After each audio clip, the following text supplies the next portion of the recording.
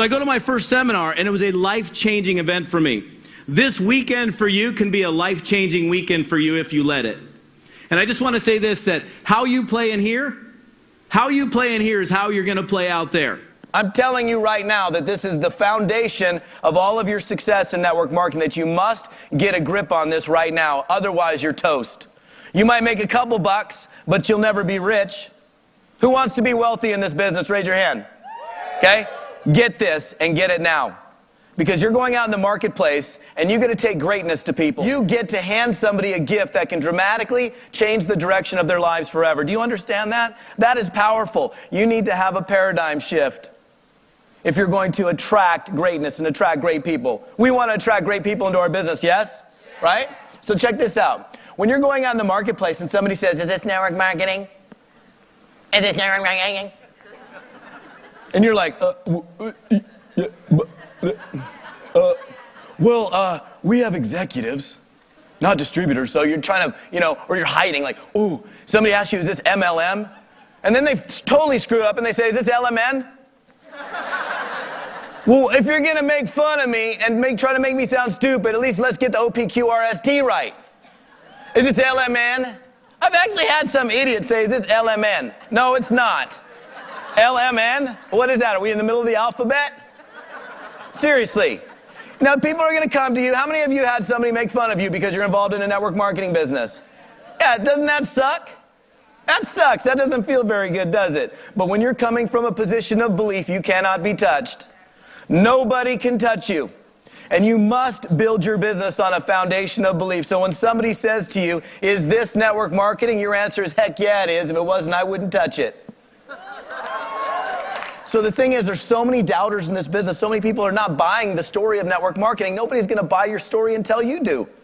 This is the foundation of your success, you guys. You better start buying network marketing, because so many people are out there talking to people about their businesses. Just because you have a distributor ID number, it doesn't mean squat. Just because you're here, I mean, it's a great thing that you didn't make an excuse that you made it here. That's great. But that doesn't mean that you're operating from a position of belief. You better get these questions answered now. You can't do this just for the money. You gotta have your heart in it. You can't do a deal just to make some cake, okay? It will not last. You have to have heart. You have to be able to go out in the marketplace and know that you're doing a good service, because in any network marketing company, whether it's a product or service, the bottom line is you're bringing a good or a service to an end user. That's how the money's made. It's not about filling up garages with crap. It's about getting customers eating, drinking, tasting, rubbing, whatever, snorting, whatever they do with the product, right? Focus on one thing. You guys,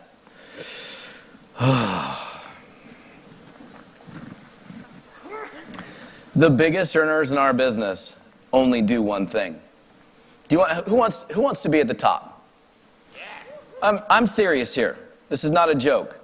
I'm talking, if you want to be in the top 2, 3, 4, 5, or the top 10 in your company. Scream loud if you want to be in the top 10 of your company. Now that's the energy that I want out of this audience. Well, you ain't going to do it by dilly-dallying around with multiple deals. And you know what? If people are making money in your company and you ain't, it's not your sponsor's fault. It's not the system. Oh, we don't have a very good system. He wasn't there for a three-way call. You aren't very good for my three-way calls. It's not your product's fault. It's not the company's fault. It's not customer service's fault. It is your fault. You get to blame you for either your success or your failure. Either way. If there are people making money in your company, the grass is never greener on the other side. Outproducer strategy number 3 is pick up the pace. If you want to outproduce people, well, I'm gonna talk to somebody today. Then I'm gonna talk to somebody in a week from now. I'm going really fast.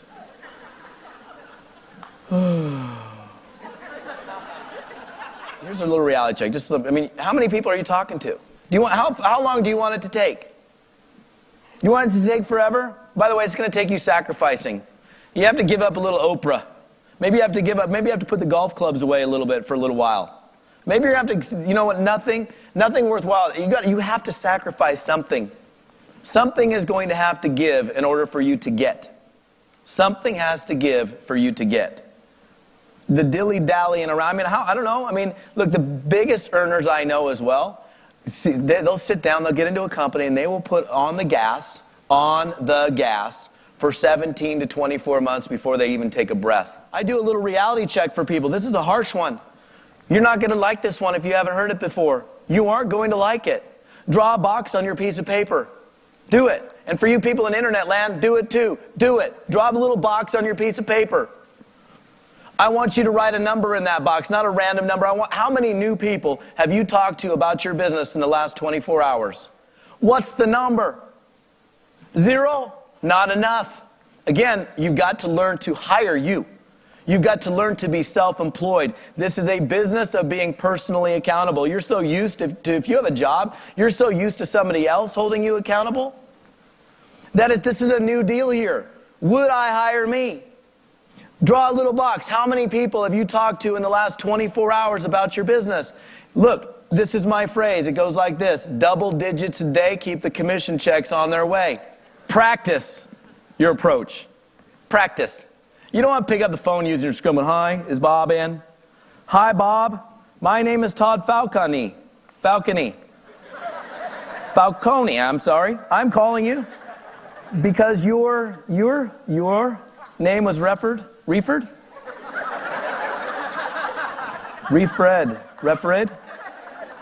I've had people call me using the script that I wrote.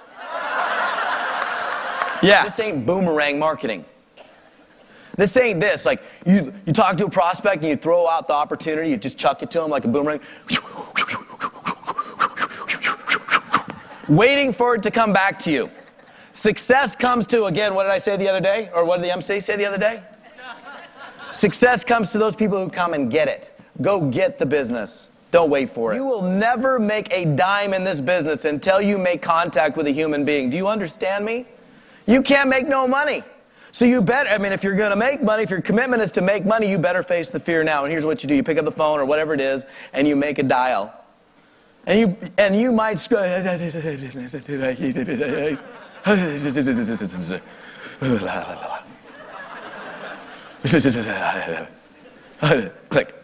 You didn't even get a word out, but you hung. At least you made the call. They didn't know who you were anyhow because it was a lead and it doesn't really matter. Beautiful. Then I want you to do this. I want you to go.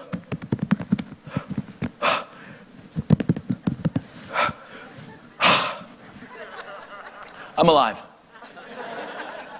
I've never seen anybody. You know what? If God wants you to die right now, it's your time anyhow.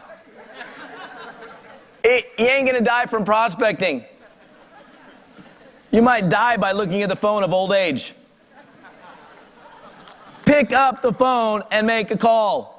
Touch yourself afterwards. Take a deep breath and go, I'm alive. A couple of little last minute tips. I want you to start using your ears. Pay attention. Pay attention to the simple clues people are giving you. When you call somebody up on a follow-up call and they don't show up, that is a clue that they're probably not interested. So don't call them 17 times. Well,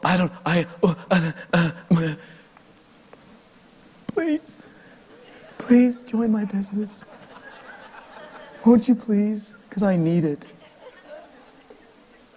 I'm pathetic, aren't I? That's what you're communicating by following up with somebody who's not responsible enough to call you back. You have to ask questions and start listening. Start asking the question, who do you know? Who do you know? When somebody says no to you, you better finish up each call. And I don't care. I want you to go put it on your phone.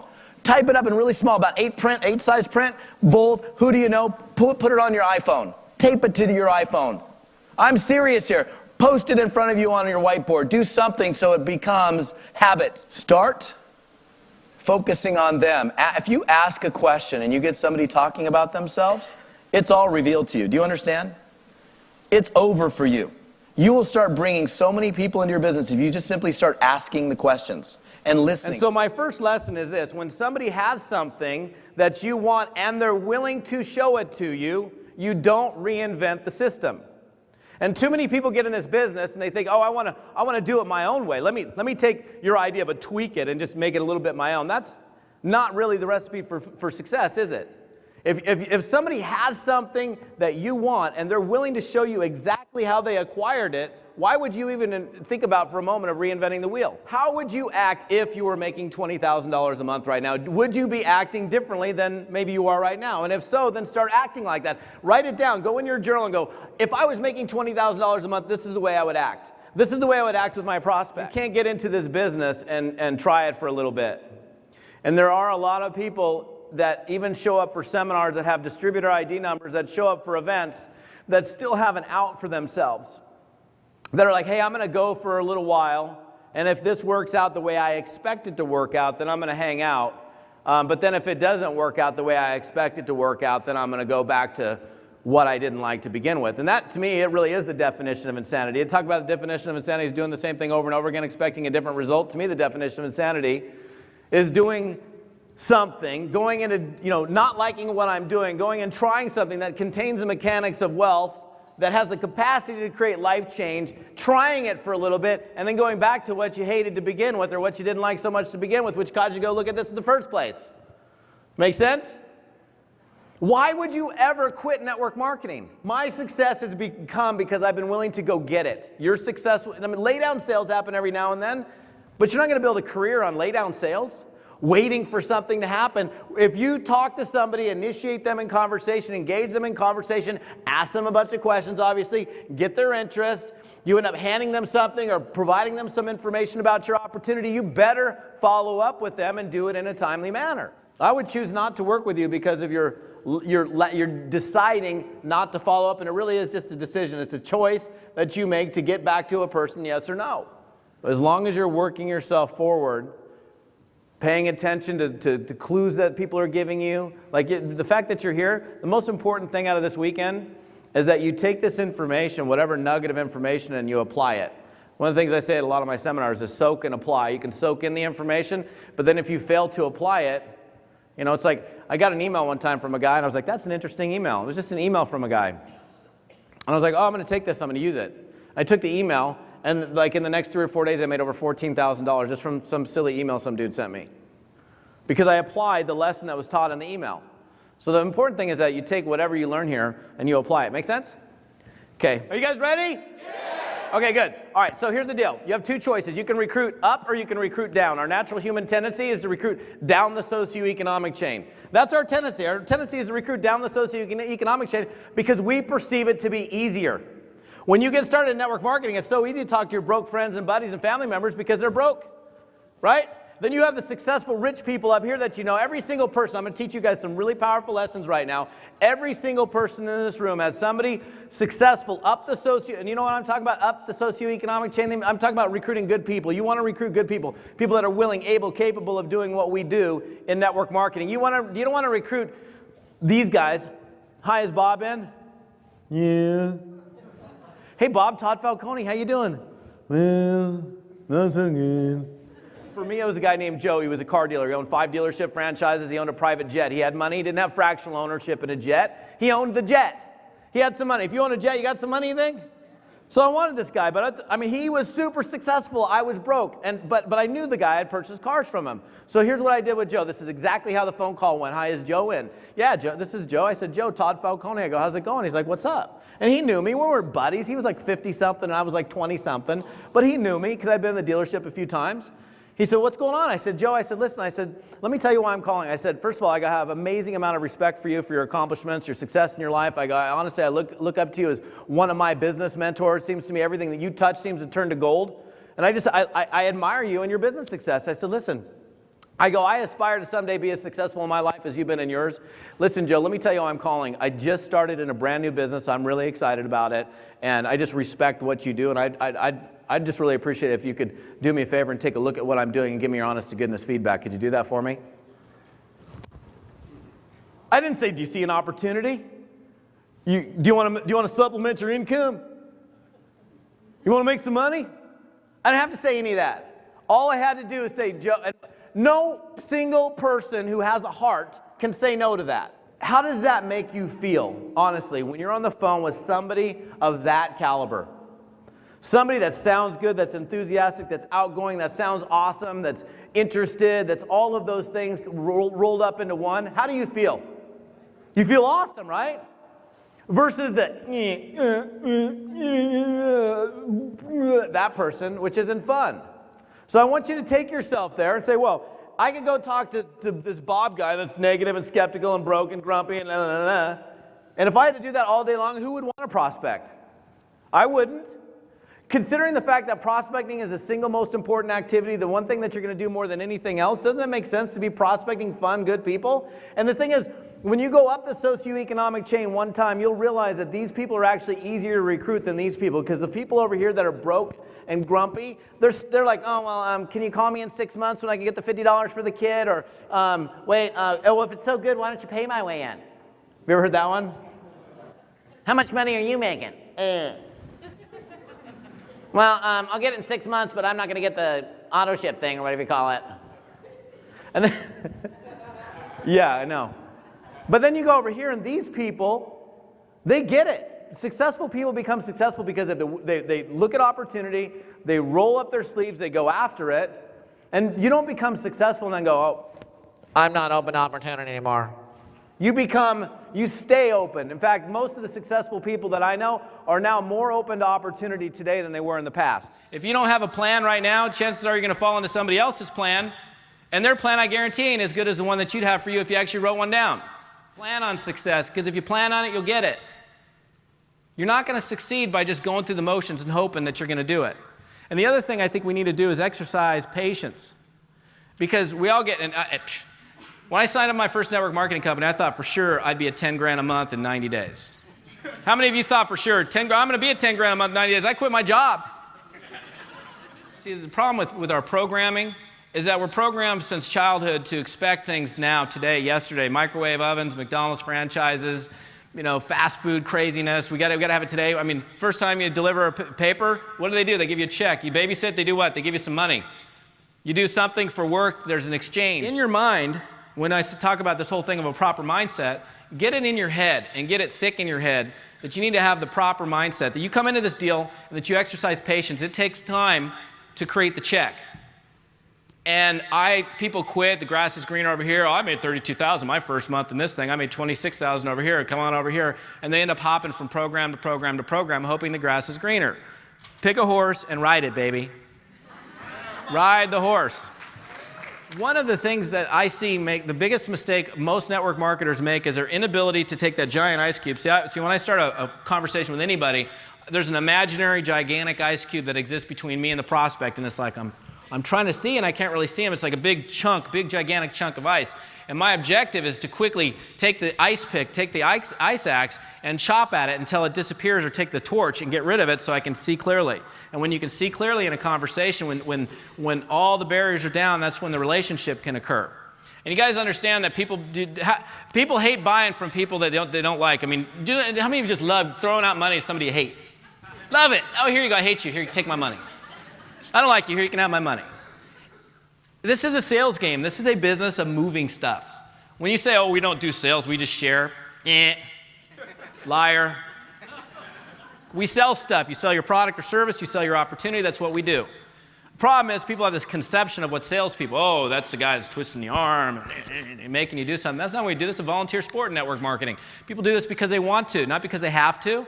They do it because they want to do it, because they're looking for change in their life. You got to learn how to connect with people. You got to learn to see the situation you want to create. The reason why I can sponsor so many darn people and why I've got no problem recruiting people anytime is because I can create an environment of trust and likability. Now, I'm not in the business of just going out and making friends. I make plenty of friends along the way, and it's great to have lots of friends. But my objective when I get on the telephone with somebody is just to see, people buy from people they like. We all know that. So your objective is to be more like that person. The more like them you are, the more that they're going to like you, the more likely they're going to buy from you. Can you all repeat that back to me just like that? Okay. Every time you get a question, write it down. Start today. The next time you make a phone call and somebody says, how much does it cost to get started? Is this a pyramid? I need to talk to my sister. I don't know if this is, how much does it, won't you pay my way in? Yeah. Bye, click. Write it down, because I don't know what the exact number is. There's probably not an exact number, 20 to 40 different objections, questions that come up, not 1.5 million. If you want to learn how to overcome them, deal with them, neutralize them, and be able to sponsor some of these people, write them down. Are you ready to get started? How soon do you want to get started? How soon do you want to start making money? How soon are you looking to change the quality of your life? Let's get you signed up. Hey, the best way to get started is, all you got to do is pay attention to what's happening, and you can become a closer. See, I get joy out of prospecting. Most of you associate pain, it hurts, the phone. It's like, oh my gosh, Band-Aids. I can't pick it up. It weighs so much. I don't know, what's an average phone weigh? 6.2 ounces? I mean, even people that don't work out can figure that one out. I have worked in the field as a distributor. I'm not a company owner. I never thought I'd be a speaker. I speak because I have a passion for teaching people how to make money in network marketing. I have a passion for helping people succeed. Because what I found out, even though I struggled for a long period of time, it ain't that hard. We make it out to be a whole lot harder than it really is.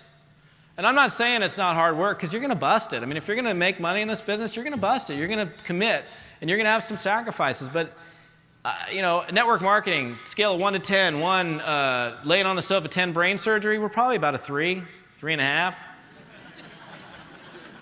But we make it to be like a 15. The funny thing is, my whole life, the people, and this is interesting, in network marketing, isn't it fun how the people that love you the most, your friends, your family, are the least supportive?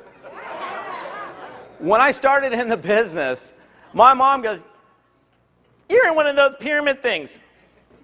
I'm making you pay back your college education." Doing it and just going through the motions to make some money and doing it, that ain't going to keep you in the game, because I can guarantee you this, you are going to be challenged.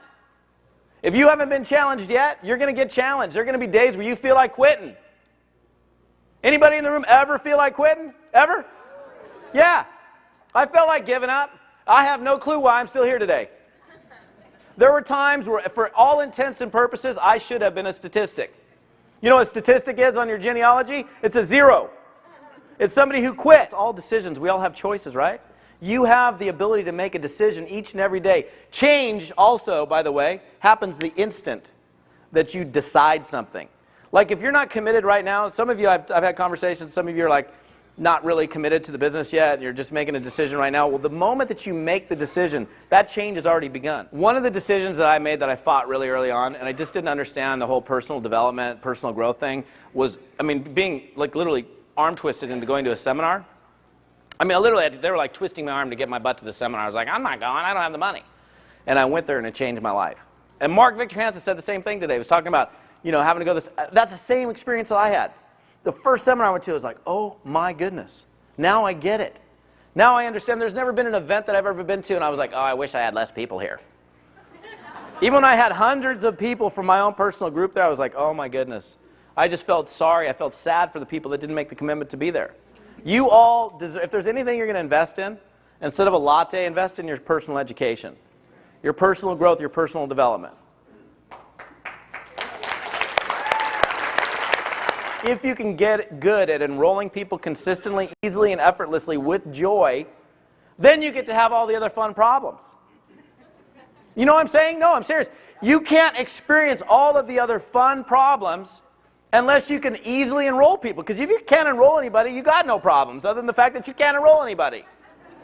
But the other thing is like, well, what do I do? Because this person's doing this, and this person's cranking. Well, where do I spend my time? This person's lagging, this person's building. What do I? That's when, you get to experience all those other things that happen in the business, but only if you can start consistently enrolling people. If you can consistently and easily enroll people, there's probably a good chance that you can teach other people how to do it, right?